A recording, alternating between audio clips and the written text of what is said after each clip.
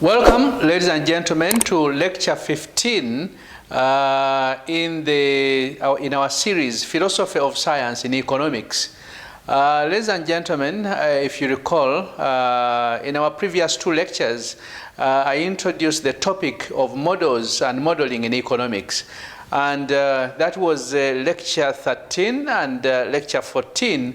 And lecture 15, ladies and gentlemen, is this one where we attempt to discuss and conclude models and modeling in economics. I gave you a number of books which I think you have had an opportunity to read, and so that you acquaint yourself with the various concepts there.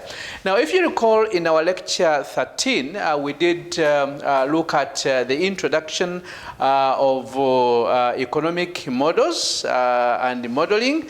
I did take you through the nature of economic models. We also looked at models as idealizations, and we also looked at de-idealization, and we looked at the debate between idealization and versus de-idealization in econometric, ladies and gentlemen. And in our lecture 14, we continued with the models as constructions, and that's where we discussed the ideal types and caricatures. We also looked at fictions and artificial systems. We also discussed our models as constructed representations, and we did also discuss models as autonomous objects, ladies and gentlemen. In our lecture 15, we proceed with the same discussion, but now specifically looking at working with models. And we'll be looking at representations. We shall go to instruments and narratives, and we shall look at models and their epistemic functions. Then we shall look at experimental explorations, conceptual explorations, and inferences from model. And we shall close with the conclusions from models to modeling, ladies and gentlemen. Ladies and gentlemen, I want to prepare your minds. This lecture will be slightly longer. We are likely to take about 1 hour and a few minutes, so that you prepare yourself and adjust yourself so that you do not find yourself in a fixated position where you cannot continue with the lecture, ladies and gentlemen. So we shall take about 1 hour and some few minutes, ladies and gentlemen. And we are dealing with working with models. I want you to be relaxed, ladies and gentlemen, because learning is not supposed to be a stressful kind of situation, ladies and gentlemen. So looking at models as separately constructed objects pays specific attention to their workable aspects. We are really concerned as to whether models will work, whether models will represent reality out there.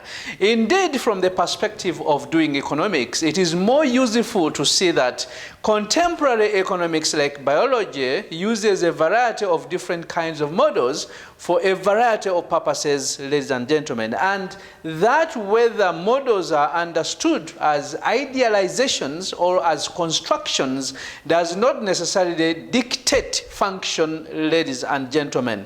So thus, instead of trying to define models in terms of what they are, a focus could be directed on what they are used to do.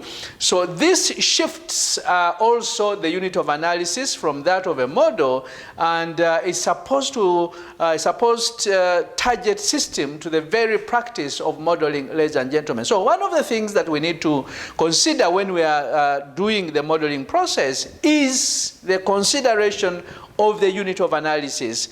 At what level are we going to aggregate the data, and at what level are we going to analyze and also come up with the results, interpret, and then come to conclusions, ladies and gentlemen. So the issue of unit of analysis becomes very important. So we must shift the unit of analysis from that of a model and it's supposed target system to the very practice of modeling.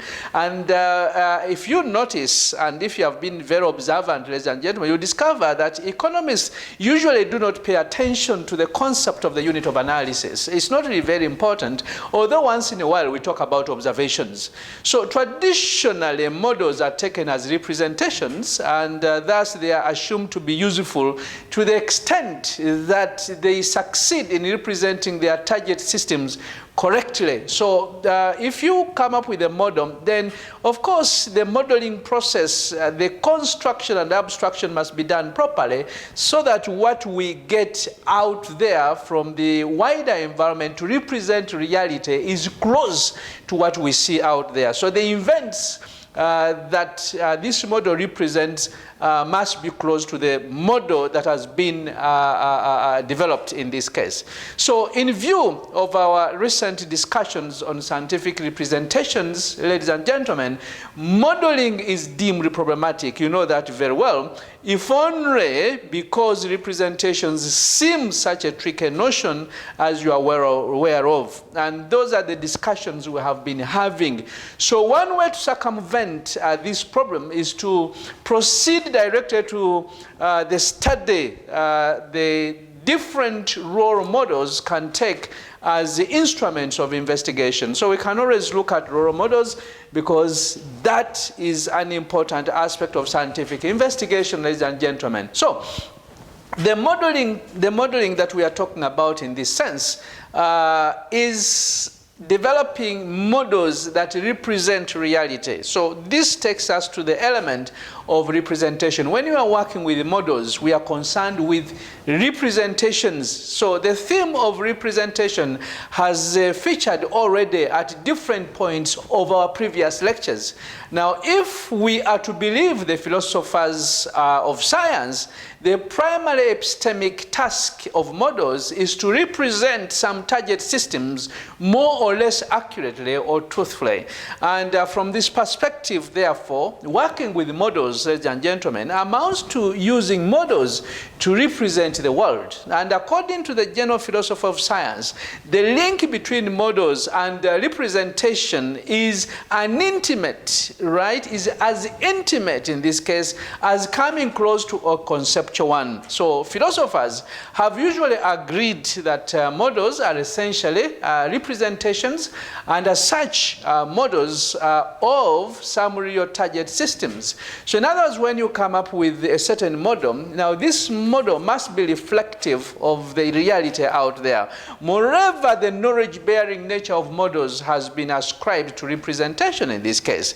So the issue of representation is at the core of scientific inquiry and model building, abstraction, that's idealization, the idealization which is concretization. And whereas the representational nature of mathematical models in economics has been contested, ladies and gentlemen, and this is certainly one way to try and understand the debates about the status and the functions of different kinds of models in econometrics, where the notion that models represent is somehow taken for granted, ladies and gentlemen. And these are things that we need not take for granted, because models must be representative of reality from which they are constructed, ladies and gentlemen. So the arguments are over now how and where and with what successes econometric models will represent that reality out there, which could be a representation of the economy at different levels and with differing aims in this case. And of course, if we do develop a model with various measurements and patterns that we have observed, and regularities and causes and structures and so forth, then at the end of the day we can always assign philosophical treatments to the kind of models that we have developed, ladies and gentlemen. Now, although there has been this consensus among the philosophers regarding the representational nature of models, the accounts given to the notion of representation have differed widely, ranging from the structurists' perspectives and conceptions to the more recent pragmatic ones, ladies and gentlemen. And the pragmatic approach to representation can be seen as a critique of the structurist notions that are part and parcel of the semantic conceptions, which until recently has been the most widely held view on models in the philosophy of science, and more so in economics, ladies and gentlemen. So this semantic conception provides a straightforward answer to the question of how models give us knowledge of the world. Remember, we are interested in advancing knowledge in a particular discipline, in a particular area. So we start by abstracting, we start by modeling in this case. And of course, these questions are very critical and at the center of everything that we do, ladies and gentlemen. And the process is a little bit ambitious, but at the same time, we need to take care and we need to be informed of the various circumstances under which we can actually get reality out there. So the problem, ladies and gentlemen, can be located in the attempt to find such properties, both in the representational vehicle, which is our model in this case, and the real object, which is the target system, by virtue of which a representational relationship can be established, ladies and gentlemen, between the model and its target object. So, of course, we go through the modeling process, and in the modeling process, we assign concepts, and of course, I did talk about mind maps in my first and second lectures, if you recall.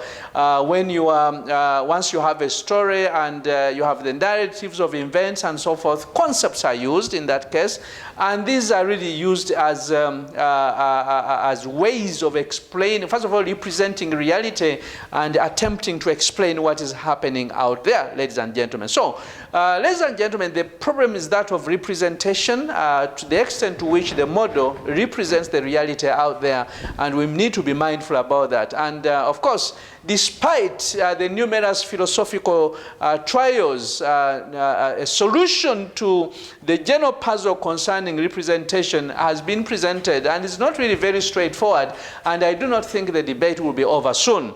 So that's why we talk about the continued referral to representation, which certainly does not seem to provide a reliable foundation to discuss the epistemic value of models. Now, I want to tell you that Wuskali-Maki has proposed a model which has proposed the value that we pick from the model. So Wuskali-Maki suggests and proposes that a model represents in two ways. Firstly, by being representative of some target system, and we have already discussed that, which it stands for as a surrogate system. And secondly, Maki claims that our only hope to learn about the target by examining its surrogate is if they resemble one other in suitable respects and sufficient degrees, ladies and gentlemen. So you can see here that in conceiving of representations as jointly constrained by both the purpose of model users and the ontology of the real target is certainly an important aspect that we need to address. So as we have already seen, ladies and gentlemen, economists, of course, including econometricians in this case, have used models for many different purposes. For instance, they have used models to explore the world. They have used the models to explain events. They have used the models to isolate causal capacities. They have used the models, for instance, to test theories. They have used the models to predict outcomes. They have used the models, ladies and gentlemen, to analyze policy choices, as we saw earlier on. And they have used the models, ladies and gentlemen, to describe processes and so forth. And the philosophers of economics have tended to offer commentaries and analysis of how models may or may not fulfill these different particular purposes that I've just given you. But we also know that fulfilling such different functions can be gathered together under the broad notion that models operate as instruments of various kinds of science. And that is quite important for us to consider, ladies and gentlemen. So the issue of representation is important, and I think I'll leave that point at that level, and certainly you will be required to go and read more. So we can now go to the second aspect, where we look at models as instruments and narratives. If you're going to work with the models in economics, then you need to understand that these models are simply instruments and they are simply narratives here. So we draw from the works of Milton Friedman, of course, the methodology of positive economics, which he developed in 1953. And of course, according to him, this has probably become the single most read work on the methodology of economics, and most economists actually look at it. And the reason is very simple, because because of the fame it has gained over a period of time in capturing some basic convictions which are held by economists. But most importantly, ladies and gentlemen, Friedman has been taken to claim that the unrealism of the assumptions of economic theory do not matter at all. And that's why he says that the goal of science is actually the development of hypotheses that give valid and meaningful predictions about phenomenon. Now, whereas this can be understood, ladies and gentlemen, as a kind of naive instrumentalism, as you can see, Friedman's famous essay can be read in many other ways. For example, Friedman's remarks on the nature of models as opposed to theories are both less naive and more conventional in terms of the discussion of the idealized nature of models and their representational qualities, ladies and gentlemen. So I just want to pause a little bit for a moment for you to start thinking about these aspects that we are discussing. Remember, we are looking at models, right? So models are supposed to represent certain things, as we have already seen, and models can be seen as instruments and narratives, and that's what we are discussing. And we are picking these ideas from the works of Friedman, and of course, you know what Friedman says. And that's why, as we continue advancing these arguments, we can regard the hypothesis as consisting two major parts, because one, there is a conceptual world, and of course two, an abstract model simpler than the real world and containing only the forces that the hypothesis asserts to be important. And then secondly, a set of rules defining the class of phenomenon for which the model can be taken to be an adequate representation of the real world, and specifying the correspondence between the variables or entities in the model and observable phenomenon. And that's why Friedman continues to say and makes a suggestion, rightly so, that we can think of a model as both a theory or hypothesis, and at the same time a representation of the real world. So those are Friedman's ideas and perceptions, and as you can see, Friedman's terminology invokes the shadow of the notorious correspondence rules of logical positivism. Yet on the other hand, one could argue that empirical modeling must depend upon the establishment of such rules, ladies and gentlemen, in the practical sense. Now, in their account, ladies and gentlemen, mathematical models are connected to the world by stories which interpret the terms in the events in which it is reflected. So, ladies and gentlemen, we see that Morgan 2001 and 2007 argues for taking a stronger position, suggesting that such narratives form an integral part, not just in applying models to the world in both imagined and real cases, but constitute an integral element in the model's identity. So, as we can see, these accounts that I'm just presenting to you suggest that economists rely on experiential, intuitive, and informal kinds of rules to establish correspondence for mathematical models, and thus to make inference from them, ladies and gentlemen. So the econometricians' arguments about model derivation and model selection, along with their reliance on a battery of statistical tests, are really all about how to get a correspondence via models in fitting theory to the real world. So one might even say that econometrics be broadly described as a project of developing the theory and practices of correspondence rules for economics. Now, we see also from the works of Bowman, unlike Havermore, the task is not so much to advance theory testing in this case, but to develop the relevant measurement, or what you call measuring instruments on which economics depends.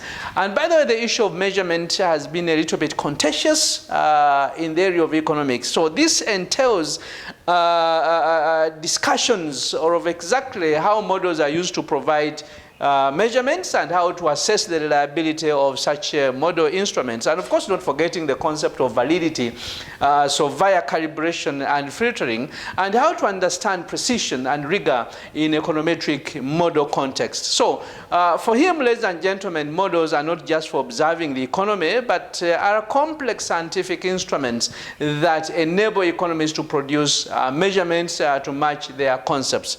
Ladies and gentlemen, we turn to the third aspect of models, since we are working with the models as economists, and that is models and their epistemic functions, ladies and gentlemen. So we are talking about the epistemological functions of the model. Now, as Scott Gordon remarked of economic models, the purpose of any model is to serve as a tool or instrument of scientific investigation. Now, that statement leaves a wide open field of possibilities, ladies and gentlemen, and many of which we have already discussed. So models have been used in a variety of functions within economics, ladies and gentlemen, to, one, suggest explanations for certain specific or general phenomenon observed or measured by using a model, and then two, to carry out experiments to design, specify, and even help to execute policy based on a model. And then three, to make predictions and ascertain counterfactual results and conduct thorough experiments using a model. And then four, derive solutions to theoretical problems that might be treated within a model. And then five, to explore the limits and range of possible outcomes consistent with the questions that can be used, that can be answered using that particular model. And then lastly, to develop a theory, concepts, and then classificatory systems with a model, ladies and gentlemen. So you can see how important it is for us to start considering the functions of a model, ladies and gentlemen. So the very varied nature of these functions emphasizes how much models are the means for active work by economists rather than using models as passive objects. And of course, a characteristic point is that such use of models generally involves some kind of manipulation and accompanying investigations into the model as an object.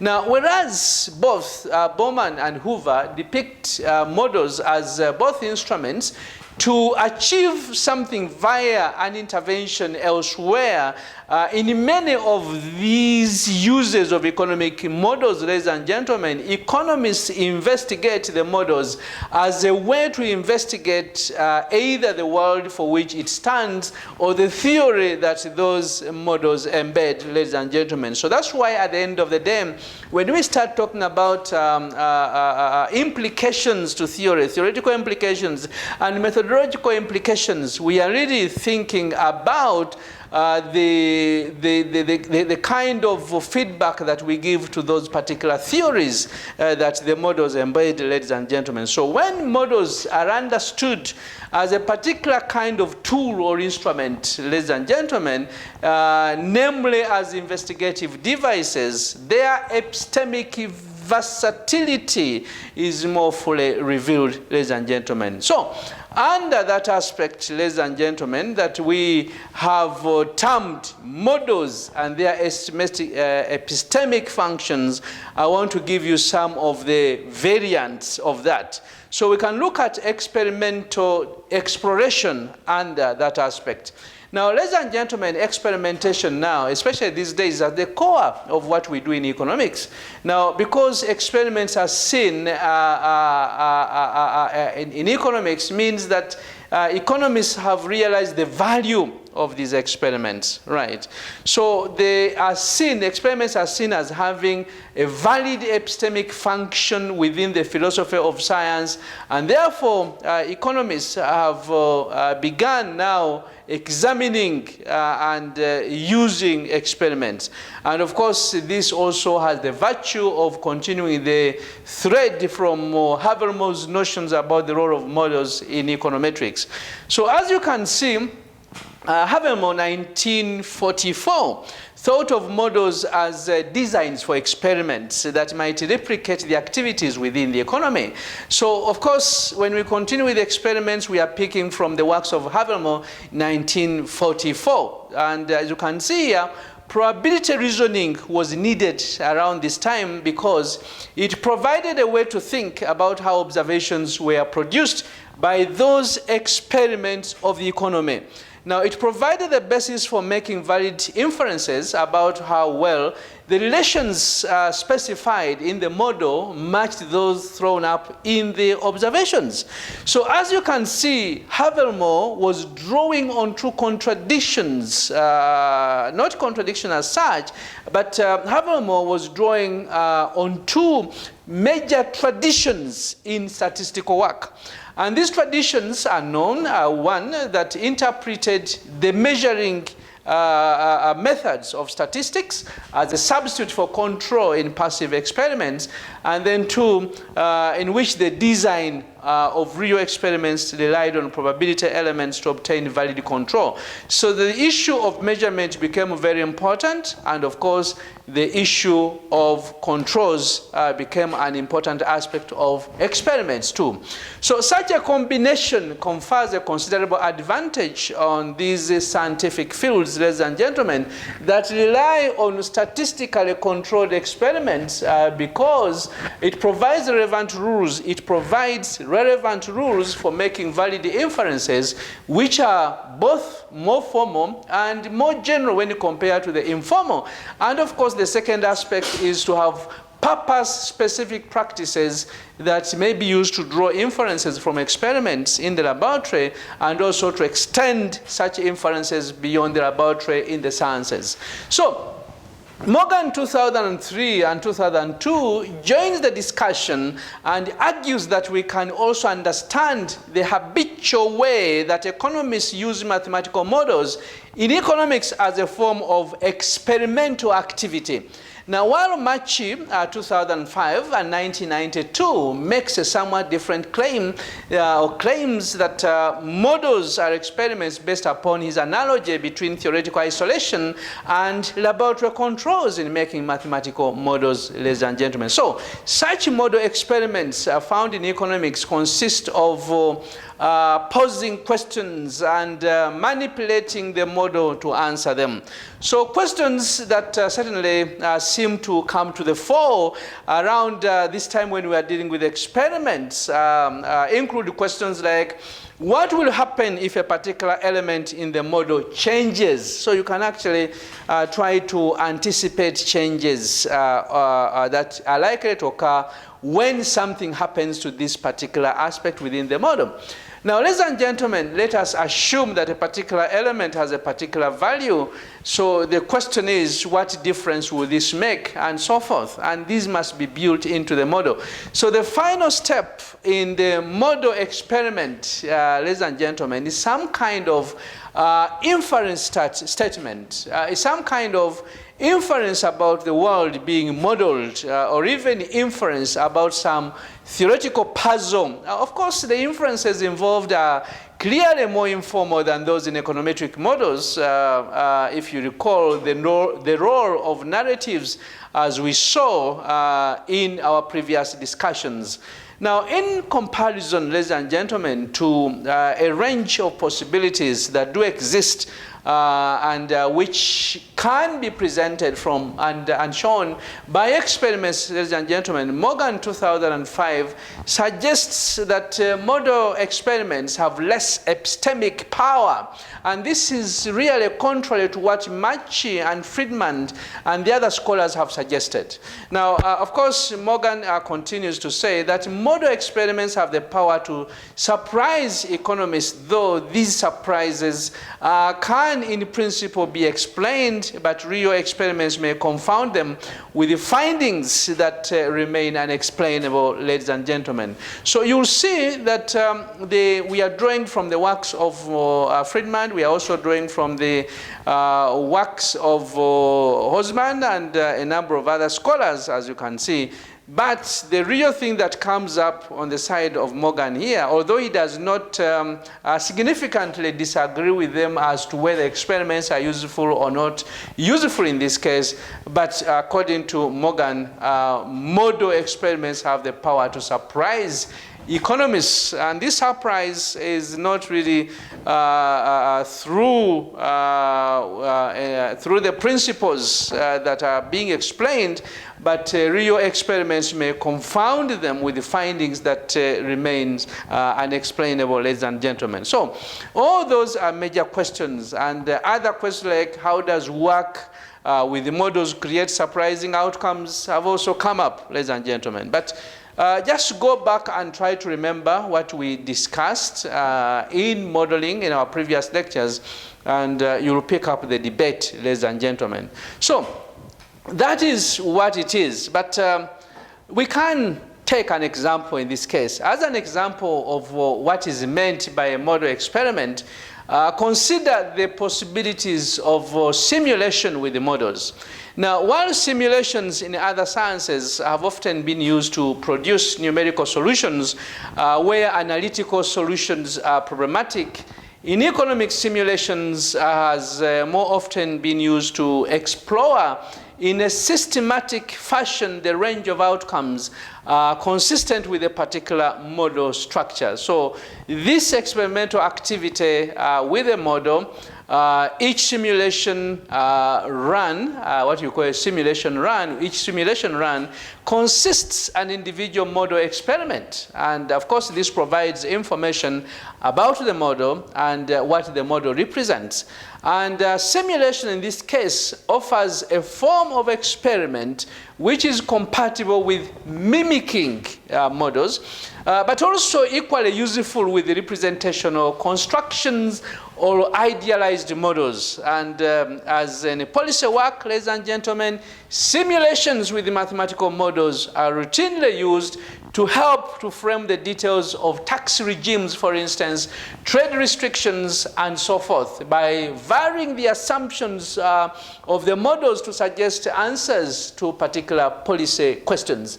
Now, even in econometric models, ladies and gentlemen, these econometric models may be subject to simulation. For example, the analysis of policy options on models that have already been validated for a specific country at a specific time can be simulated. So economic models may be subject to simulation, ladies and gentlemen, and therefore it is possible. Let's move to the second aspect, which is that of conceptual explorations. And perhaps because of the dominance of modeling in the later 20th century economics, models have come to be generally associated with the functions. And therefore the issue of functions will always be there, functions that are more usually seen as a preserve of theory making.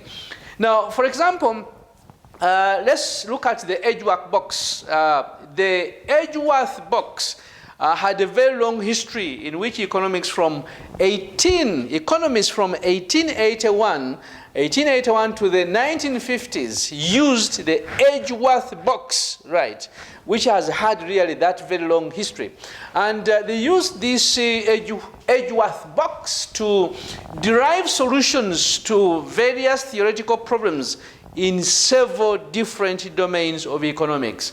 But not only was it used in the development of theory results, but it was also critical in the development of new theoretical concepts. The Edgeworth contract curve, I hope you still remember the Edgeworth contract curve, and the Pareto's optimal position, which were both framed within the Edgeworth box, ladies and gentlemen. So therefore, this is really very, very important. And more broadly, Daniel Hosman, that you are very familiar with, suggests that theoretical modeling is the main site in current economics and in which concepts are formed and explored. And therefore, we can actually use these theoretical models as suggested by Daniel Hosman. And therefore, according to Daniel Hosman, a theory must identify regularities in the world, but science certainly does not proceed primarily by spotting correlations among various known properties of things, ladies and gentlemen. And of course, this is very important and a major aspect of theorizing. Ladies and gentlemen, as you may have noted, in economic theorizing, much of scientific theorizing consists of developing and thinking about such new concepts. So we always start with the conceptualizations, right? Because you have a concept that represents events, and relating them to other concepts and exploring their implications. And when we do this, we are developing conceptual systems. So I will really ask you to go and attend our lecture, I think it was lecture 2 and lecture 3 and lecture 4, where we looked at conceptual systems. Now, this kind of endeavor is particularly prominent in economics, where theorists devote a great deal of effort to exploring the implications of perfect rationality, issues of perfect information, and perfect competition. And these are aspects that we have already discussed. And from an applied economics point of view, this makes the class of models the relevant space within which to observe stable regularities. And the set of classes of models together make up the general theoretical field, such as the game theory or industrial economics, ladies and gentlemen. So let's move to the third aspect, where we'll look at inference models, ladies and gentlemen. And ladies and gentlemen, as you may have noticed, thinking about the wide use of models in the experimental mode picks up the practitioner's sense that working with the models involves making inferences. So these inferential relations are described under different terms, ranging from deductive to inductive inferences, and with the forms of making inferences that range from the stories of causal application of mathematical models to experiments, and the formally rule-bound statistically based inference of economic models. So when you talk about inferences, you know what we mean. So the rules of probabilities in this case do apply, and there's no way you run away from probabilities. We come up with those particular statistical estimations that we use to explain what is happening out there and discuss the various aspects of the reality out there. So we see in this case that both stories and econometric inference forms have been discussed at various points earlier in the lecture, and therefore we do not have to really spend too much time talking about, but stories are very important, and econometric inference are very important aspects of modeling, and that's how economists try to work with models, ladies and gentlemen. So here we take the more traditional philosophers' puzzle, namely, how is it that by working with models and particularly by using the mathematical ones or the mathematical models, and using them in various modes, ladies and gentlemen, economists gain knowledge about the real world. So how do economists gain knowledge by using these mathematical models? And that's a question that we need to be confronted with and think about seriously and realistically and come up with the answers. So as we can see in this case, ladies and gentlemen, traditionally, the form of inference invoked by economists for mathematical models has been deductive inference. So when we talk about deductive inference, ladies and gentlemen, the idea of models as a basis for deductive inference fits squarely with the conception of models as idealizations or isolations. And I hope you still remember what we covered around that time when you're looking at models as idealizations. We looked at idealizations, de-idealizations, and of course constructions that we did really think about and discuss at length in the previous lectures. Now, from this perspective, ladies and gentlemen, such models are simply stand-ins, or they can be considered as surrogate systems that are used indirectly to study the causal workings of the real economies.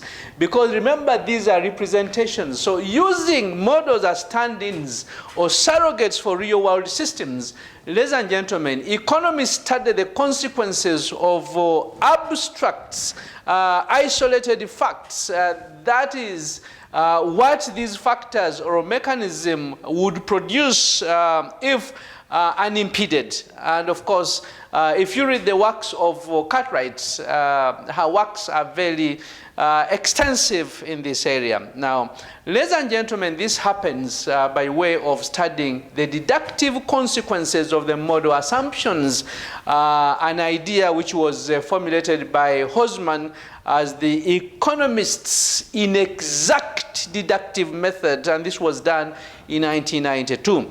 So according to this, ladies and gentlemen, economists formulate, especially with the help of the ceteris paribus clauses, other things being equal, plausible and usable or useful generalizations concerning the functioning of relevant causal factors. So therefore, predictions are then deducted from these generalizations, and of course, certain initial conditions and further simplifications are made, ladies and gentlemen. So, as you can see, although these predictions are supposed to be testable, they often are not that testable in practice, ladies and gentlemen, since claims which are made by people like Hosman in terms of reality is so complex that the economists are not usually able to explicate the content of their ceteris paribus clauses, which takes us back to the Meuse problem that we saw, John Stuart Mill, ladies and gentlemen. So, as you can see in an alternative argument to this view, Sagan has claimed that economists, in fact, infer inductively from their models. Moreover, it is difficult to see how models are credible constructions and how this can license inferences concerning the real world. Now, in this respect, ladies and gentlemen, respect of model inferences, the idea of models as investigative instruments does a lot of philosophical work. And in this perspective, economists are thought to gain knowledge from models by way of building these models, by ways of manipulating these models, and by trying to find out the different alternative ones.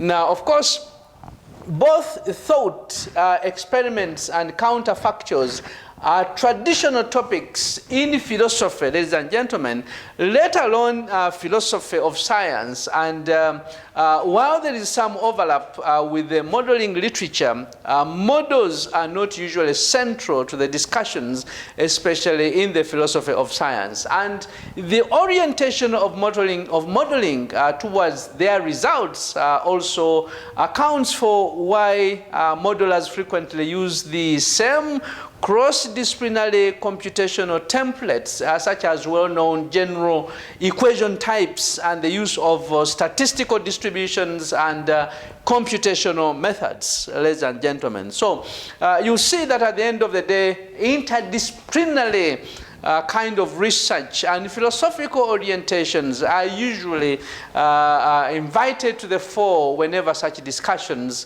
come up. And a good example of such a template, ladies and gentlemen, is the logistic function, which you are very familiar with. This logistic function, for instance, applies to diverse what we call dynamic phenomenon across the disciplines. And for instance, logistic functions have been used in economics among, and of course, other people from other disciplines in the natural sciences, ladies and gentlemen. So this is an interdisciplinary issue that still can be interrogated, and then discussions can be gained. Ladies and gentlemen, at this material time, allow me to conclude. I want to come to the close of this lecture. I want to give conclusions, but my conclusions are based on how we can move from models to modeling, ladies and gentlemen.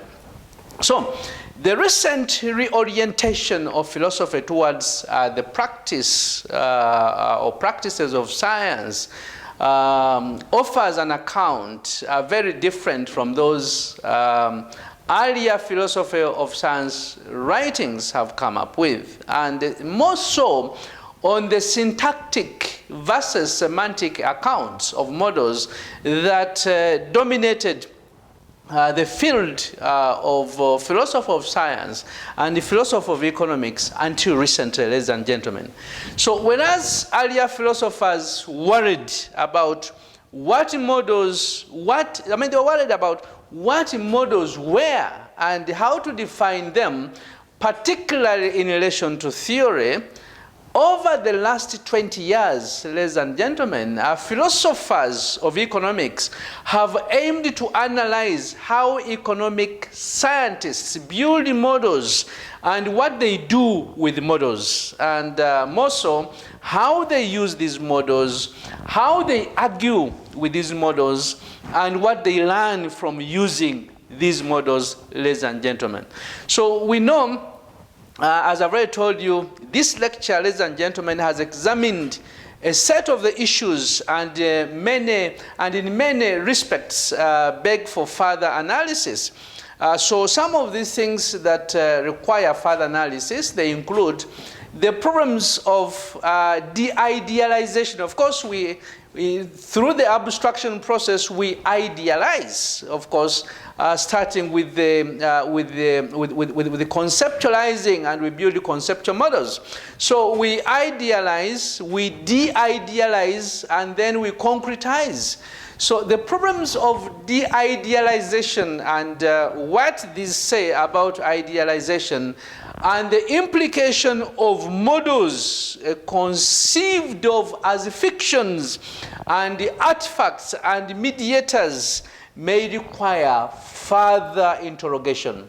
And of course, other things that may need to be interrogated will include the different ways in which models are taken to represent and mimic the importance of how models are used, and thus their experimental potential, the roles of content and materials in providing resources and constraints to modelers, and the functions of stories, analogies, templates and credible world comparisons and statistical rules in making and supporting different kinds and models of inferences and so on may require further interrogation and discussion, ladies and gentlemen. So these various new foci are both distinctive in terms of topics and thought-provoking, if not challenging, ladies and gentlemen, to the older conventional philosophical positions that have been advanced by economic philosophers. Now, they follow, however, not just from a naturalistic turn towards the study of science, but also from a reframing of the basic object of study from models to modeling, and that is how economists construct models and work with them. Not forgetting, ladies and gentlemen, that biology, with its model organisms and its reliance on them as experimental systems, now offers a plausible approach and explanations to what happens in economics. So biology offers an alternative, a paradigm shift, which is offered by economics to, by biology to economists. So these ones vary with the different characteristics for the philosophical analysis of models. Again, ladies and gentlemen, economic modeling, as the evidence of this lecture suggests, offers the kinds of rich and varied materials ranging from statistical models used by econometricians to the mathematical objects used by theorizers to providing an important, of course, third site for the serious philosophical study of models, ladies and gentlemen. So I want to thank you, ladies and gentlemen, for joining me in my lecture 15, where we have looked at models and modeling in economics, and we have concluded that topic.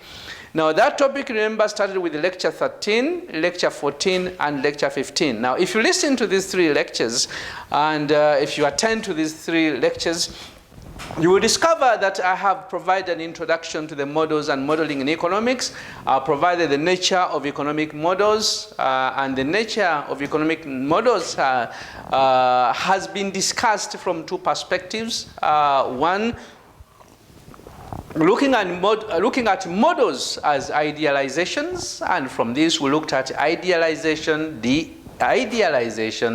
the idealization versus de-idealization debate in econometrics. And the second aspect for the nature of economic models is really looking at models as constructions. And here we looked at the ideal types and characters, fictions and artificial systems. We've looked at the constructed representations. We've looked at models as autonomous objects. And then the last part, especially the one which has been the subject of this discussion and this lecture, is working with the models, where we look at representation, instruments and narratives, models and the epistemic functions, but more specifically looking at experiments, looking at the conceptual explorations, and dealing with the inferences from models. And thereafter, we looked at a conclusion, we gave a conclusion from models to modeling, ladies and gentlemen. I want to thank you for attending this lecture, and I want to invite you for our lecture 16. Thank you very much, and I can say stay home and stay safe. I wish you a very nice day. Bye-bye.